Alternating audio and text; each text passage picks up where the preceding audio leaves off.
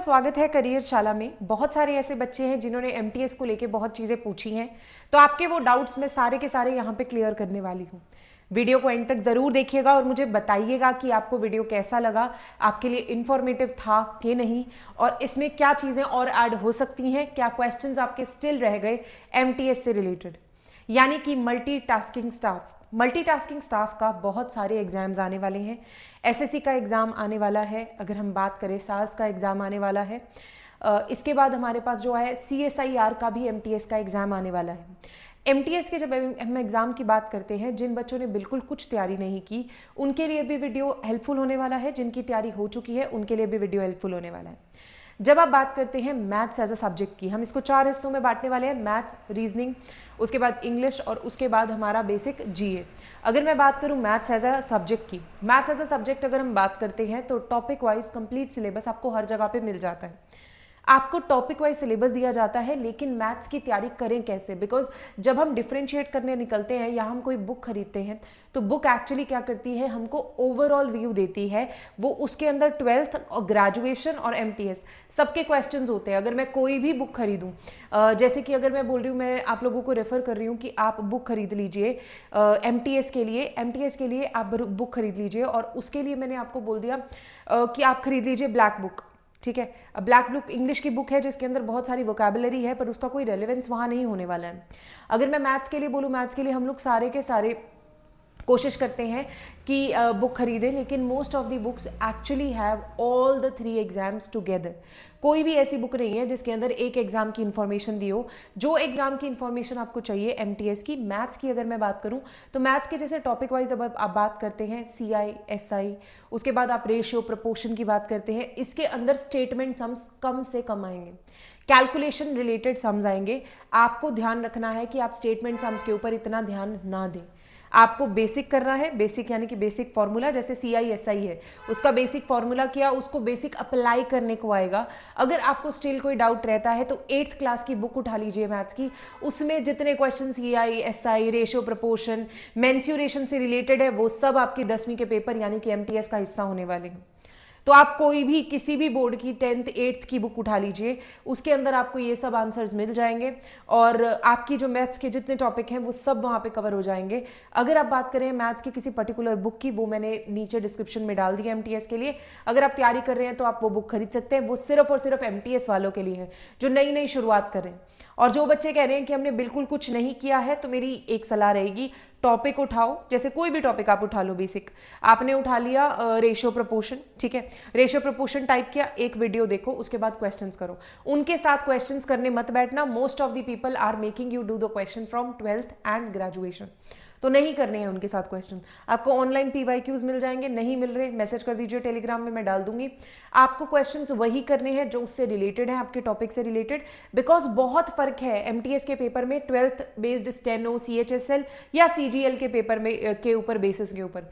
आपको पता होना चाहिए एमटीएस के अंदर आपका कंसेप्ट मैटर जरूर करता है बट वेरी लिटिल, उसके साथ मैटर करती है स्पीड। एमटीएस का कट ऑफ बहुत अच्छा जाता है, जिस बच्चे की स्पीड अच्छी है वो एमटीएस का पेपर निकाल देगा।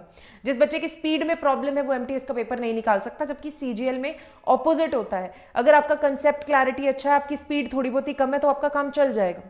एमटीएस में स्पीड मैटर्स, तो मैथ्स का जो पेपर आएगा उसमें स्टेटमेंट बेस्ड सम्स कम होंगे, कंपैरेटिवली जो होंगे वो बहुत ही सॉल्वेबल क्वेश्चंस होंगे। आप जितनी स्पीड से जितनी जल्दी उसको अच्छे से सॉल्व कर सकते हैं वो आपके लिए मैटर करेगा।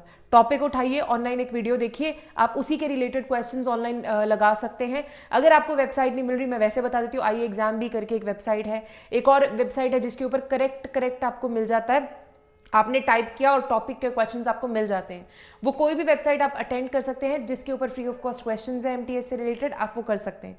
नहीं तो आप लास्ट के 5 साल के एमटीएस के पेपर निकाल लीजिए, टॉपिक्स को करिए, 10 क्वेश्चन सॉल्व करिए, उसके बाद आप पेपर को सॉल्व कर सकते हैं आराम से। ठीक है, नहीं हो रहा, वो भी नहीं हो रहा, तो चैट जीपीटी पे जाइए, एमटीएस के क्वेश्चंस निकालिए, जितने होते हैं मैक्सिमम सॉल्व कीजिए टॉपिक वाइज। तो ये बेसिक तरीका है मैथ्स को करने का।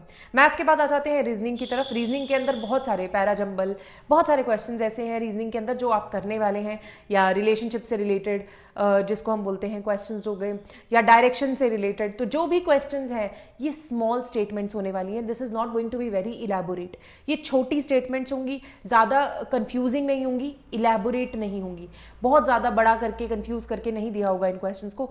बेसिक से है, बेसिक, बिल्कुल बेसिक। बेसिक आप समझते हैं ना। अगर आप रीजनिंग की बात करते हैं तो रीजनिंग के कुछ क्वेश्चन सिर्फ फॉर्म करने में ही टाइम ले लेते हैं, ऐसे क्वेश्चन इस पेपर का हिस्सा नहीं होंगे। तो एमटीएस के लिए अगर आप रीजनिंग प्रिपेयर कर रहे हैं, मैं रीजनिंग की एक प्लेलिस्ट डाल दूंगी जो कि सिर्फ और सिर्फ एमटीएस की होगी। उसके साथ ही मैंने बुक डिस्क्रिप्शन में डाल दिया, आप वहां से तैयारी कर सकते हैं। आपको सिर्फ टॉपिक कवर अप करना है रीजनिंग के लिए, तो मेरे हिसाब से आपको नोट्स बनाने की भी जरूरत नहीं पड़ती है। तो आप बिना नोट्स के भी रीजनिंग का टॉपिक उठाइए, क्वेश्चंस उठाइए, करना सॉल्व शुरू कीजिए। अगर आपको उसी लेवल के सॉल्व कीजिए जो एमटीएस का है, उससे ज़्यादा करने की ज़रूरत नहीं है। कई बार बच्चे होते हैं जो सोचते हैं कि हम सीजीएल का प्रिपेयर कर रहे हैं और एमटीएस का तो पेपर हो ही जाएगा, बट ऐसा नहीं होने वाला है। ये बात दिमाग में रखिए। और किसी भी तरह से अगर तुम रीजनिंग के लिए प्रिपेयर कर रहे हो, verbal reasoning, non verbal reasoning, जो भी है एमटीएस के लेवल की प्रिपेयर करो।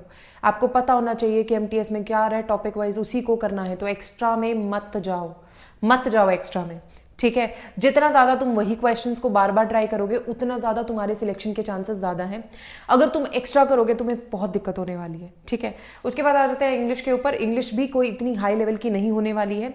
अगर इंग्लिश प्रिपेयर कर रहे हो तो 120 रूल्स बाय रानी मैम या 60 रूल्स, 120 रूल्स डिफरेंट टीचर्स ने डाल रखे हैं, किसी का भी एक का देख लो, उसी को प्रिपेयर कर लो, ठीक है। उसी को प्रिपेयर करने के बाद क्वेश्चन सॉल्व करने शुरू कर दो। जितना ज़्यादा तुम क्वेश्चन सॉल्व करोगे उतना ज़्यादा तुम अपनी मंजिल के पास रहोगे। इंग्लिश के नोट्स की बात अगर मैं करूँ तो अगर तुमको लगता है कि तुम्हें इंग्लिश बहुत मुश्किल लगती है तो 8th क्लास की इंग्लिश ग्रामर की बुक उठा लो। एस चांद की एक बुक है, उस बुक को अगर तुम कर लेते हो, 8th क्लास की है, बहुत ही सिंपल, बहुत ही ईजी गोइंग है। अगर तुम वो कर लेते हो तो तुम्हारा एमटीएस की तैयारी इंग्लिश की वेल डन पूरी तरह से हो जाएगी। उस बुक को कर लो, उसके क्वेश्चन सॉल्व कर लो, फिर उसके बाद तुम अपने एमटीएस के क्वेश्चन लगाओ। मेरे पास है वो बुक एस चांद की, मैं नीचे डिस्क्रिप्शन में डाल दूंगी, तुमको चाहिए तो तुम वो परचेज कर सकते हो।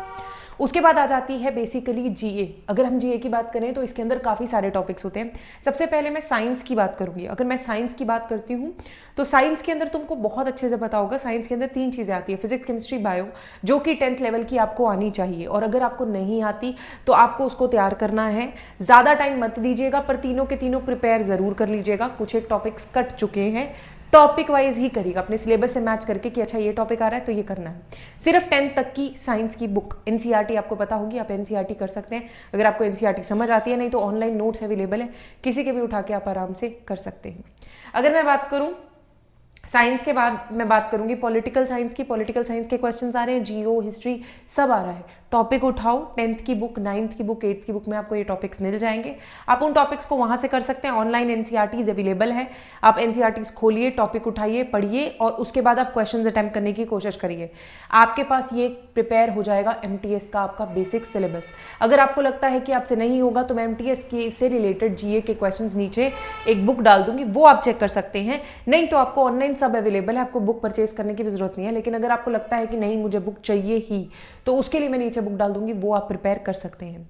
स्टेटमेंट बेस्ड ज़्यादा क्वेश्चंस नहीं आएंगे और स्टैटिक जीके बहुत कम आ रही है आजकल, तो स्टैटिक जीके पे ध्यान कम दें। अगर आप जितना ज़्यादा ध्यान या टाइम स्टैटिक जीके को दे रहे हैं, आप उतना ज़्यादा करंट अफेयर्स की तरफ आ जाए। करंट अफेयर्स में अगर आप एसएससी एमटीएस की प्रिपरेशन कर रहे हैं तो करंट अफेयर्स में सारी की सारी स्कीम्स, गवर्नमेंट स्कीम्स, जितनी भी स्कीम्स आ रही हैं, जितनी भी नई चीज़ें आ रही हैं, उन सबको पढ़ लीजिए। कोई भी स्कीम आ रही है, कोई भी कॉन्फ्रेंस आ रही है, कोई भी रिलेटेड टू हमारा जो हॉट टॉपिक चल रहे हैं उनके ऊपर कोई न्यूज़ आ रही है तो उनको पकड़ लीजिए।